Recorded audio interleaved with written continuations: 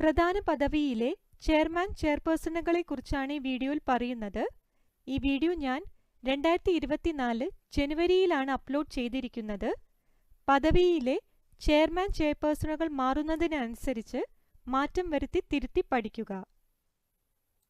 National commission for women അഥവാ ദേശീയ വനിതാ commission chairperson Rekha Sharma. National commission for women അഥവാ ദേശീയ വനിതാ commission chairperson Rekha Sharma. State commission for women അഥവാ കേരള വനിതാ കമ്മീഷൻ ചെയർപേഴ്സൺ പി സതീദേവി.